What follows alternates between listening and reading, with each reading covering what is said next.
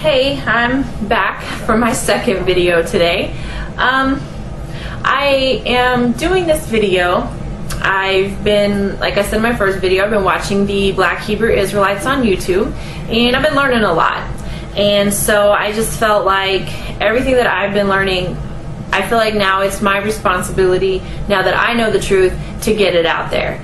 So I'm hoping that by me doing this video, that maybe it will help to wake up some of the other Black Hebrew Israelites. I see them on the videos, I read their comments, and a lot of them are just like, the Bible's not talking about us, that can't be us. Like, that's not us. And I want you to know that yes, it is talking about you. So first things first, let me give a little bit of background about myself. I was raised as a Jehovah's Witness up until I was about 18. Something just didn't feel right. I couldn't figure out exactly what it was, but something was off, and I thought maybe it was just me. I don't know if you're familiar with the Jehovah's Witnesses, but if you are not living the guidelines that they say you should be living, you're not accepted. And so I just felt like, well, I'm just a bad person. I can't live like that. And with my basically entire family, with the exception of a couple people, all being Jehovah's Witness, I was taught this by my mother and my father, so I felt like I'm being lied to never even crossed my mind. I never thought that's what was going on. But now I realize, yeah, that is exactly what happened, and I'm also trying to get my family to realize the truth. The first thing I want to talk about is the appearance of the ancient Hebrew Israelites. I'm going to give you a few scriptures. It's not a lot, but to me, if you don't see it after reading these few scriptures, then you're probably never going to see it. The first thing, before you do this research, you need to push out of your mind everything that you've been taught, trained, religion that you've been taught, everything. Just push it all out and start with a clean slate.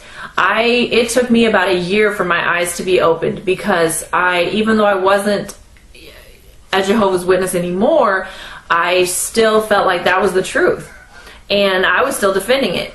And it wasn't until I pushed that out of my mind that my eyes truly got opened. The first thing I want to talk about is in Exodus chapter 4, verses 6 and 7.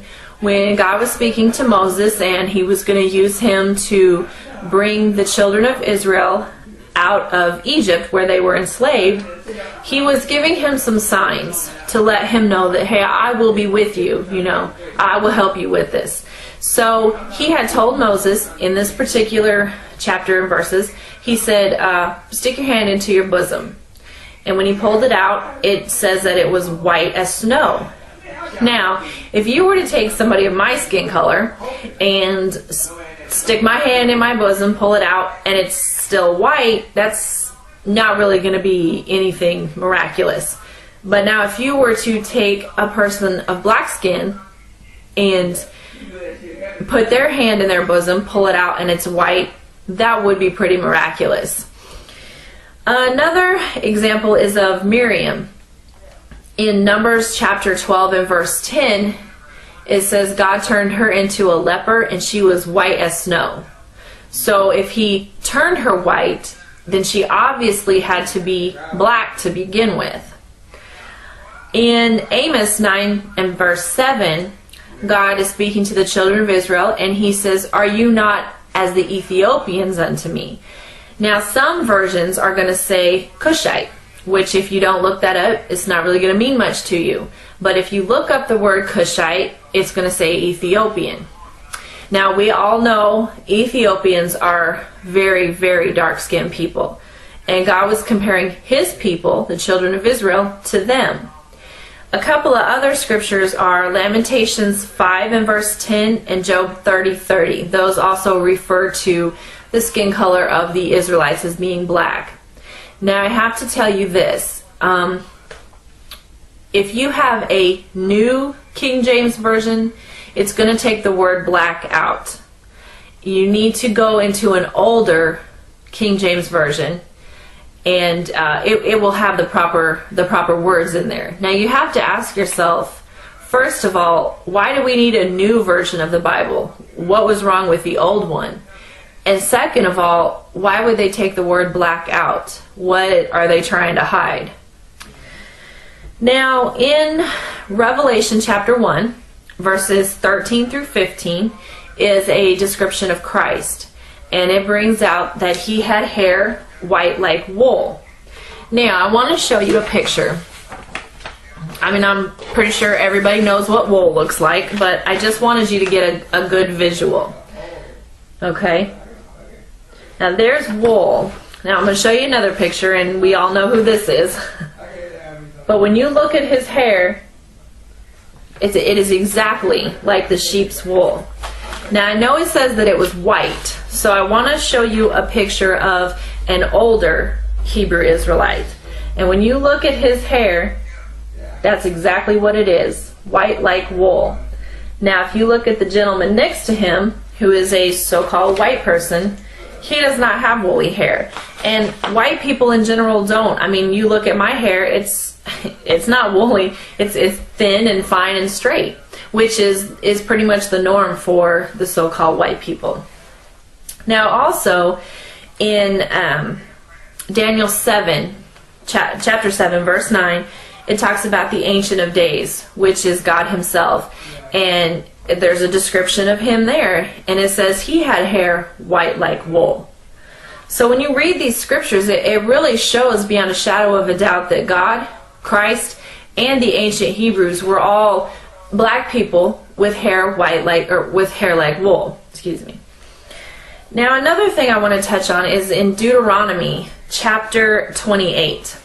Now, the first 14 verses are talking about God is telling the Israelites, okay, if you keep my commands, this is what I'll do for you. The remaining verses he's telling them, if you don't keep my commands, then this is what will happen. I want to read chapter 28 and verse 68. It says, "And the Lord shall bring thee into Egypt again with ships, by the way whereof I spake unto thee. Thou shalt see it no more again, and there ye shall be sold unto your enemies for bondmen and bondwomen, and no man shall buy you." Now, if you were to get a globe and you were to look at where the Hebrew Israelites were at, they would not need a ship to get to Egypt. So God was obviously talking about something else. He wasn't talking about the physical land of Egypt. If you look in Exodus 13:3 and Deuteronomy 20 and verse 2, it refers to Egypt as a house of bondage. Now, I want to show you something, and I know everybody has seen this. I saw it a million times, but never paid any attention and never really thought twice about it. But on the back of the dollar bill, there's a pyramid. Now, pyramids are notorious with Egypt. I mean, you say pyramid, that's automatically what you think of is Egypt. So why would the United States of America put a pyramid on the back of their dollar bill? Now, with the word Egypt meaning house of bondage, God was obviously telling the Israelites, hey, I'm going to put you back into slavery. Now, the only race of people that were brought over on ships and sold as bondmen and bondwomen, which are slaves, are the so-called African Americans. That's the term that the white man has given them. Now, like I said before, if after you do this research, which I don't expect you to take anything that I'm telling you, look it up for yourself, do the research. That's what I did. Anytime I was shown a scripture, shown something in a book, I'd look it up myself and do the same thing. And if at the end of that you still can't see it, then I really don't know what else to say. But I want the black Hebrew Israelites, I'm trying to help to get them woke up and to see the rich heritage that they really have, and what a blessing to be one of God's chosen people. I mean, honestly, I'd give my left foot to be one of God's chosen people. So I'm just trying to help and get this out there, and I'm hoping that if one person listens to what I have to say and they see the truth, then great. I'm ecstatic. So I'm hoping that this helps, and I hope everybody enjoyed my video. Thank you.